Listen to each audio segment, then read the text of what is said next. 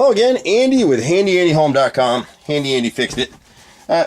We're just doing a follow-up here on a house where Handy Andy deals with a lot of water intrusion problems, and this house was one that one of our customers purchased in the city of Atlanta.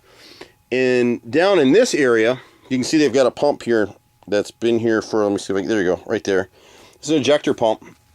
It's slotted on the top so that water that was traditionally getting into this space, this crawl space, could get pumped out of here. The way we've done it now is, and it stinks because the sellers, when this house got under contract, they got quotes of $30,000 to $50,000 to remedy this water issue.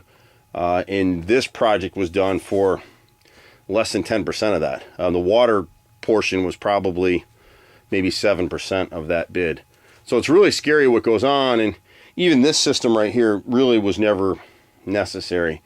And so you can see the mud from before. When we first came into this crawl space, you would get to right about this area here, and you actually had about 4 inches of water in this pool back here.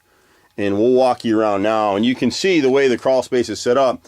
We'll show you in a separate video. I can't do it in one shot, but that's the right rear corner of the house from the inside facing the front of the house. From the back, it's the left rear corner, and then we'll show you the other corner. So we had a stream of water coming this way, which would fill this area, and then we would have another stream of water this way.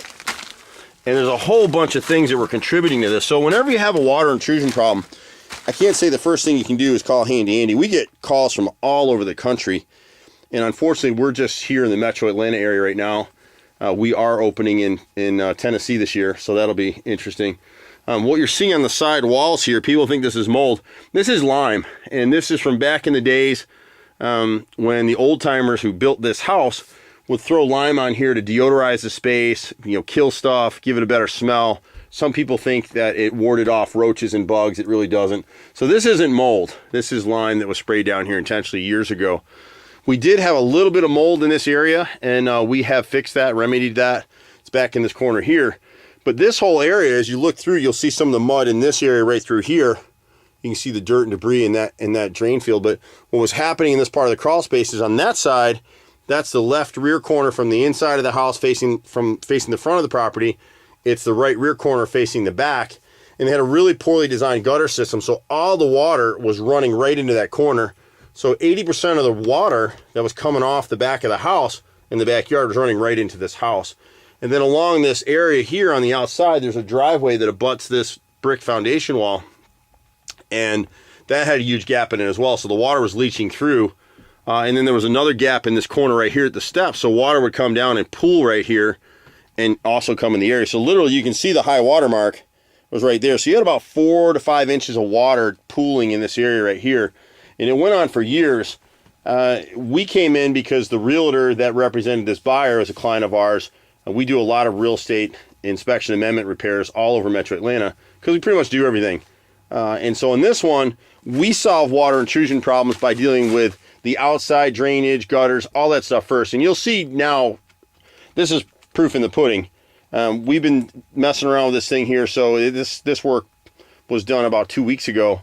We've had some real heavy rains here, and it's bone dry. It's completely bone dry in here.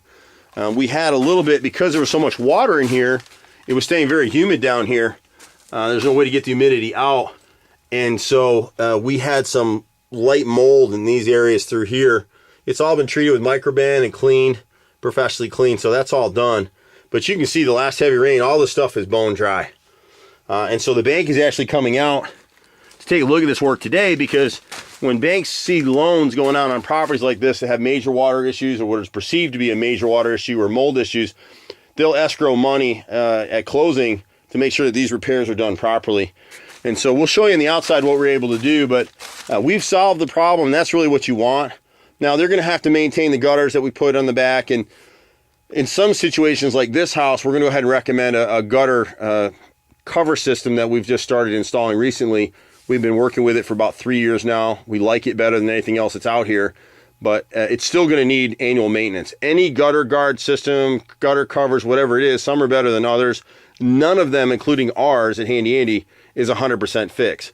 But you need to put all these pieces in concert. Every property solution tends to be a different a different deal. It really is. You know, it's one of those things where you want to make sure that whatever system you're putting out here is the best for your particular property. Everything is different. There are situations where we'll recommend AquaGuard for some of these solutions where maybe there's an underground aquifer, or the drainage system or the drainage in the area, the topography of the yard is impossible for HandyANdy to solve. Then you need a water intrusion system, and then you get in very quickly anywhere from $20,000 to as much as $100,000. And sometimes that system is required, and we don't do those. So we recommend AquaGuard for those guys. Tom and his crew over there have done great work for years. Never had any issues. We just realized that's an expensive solution.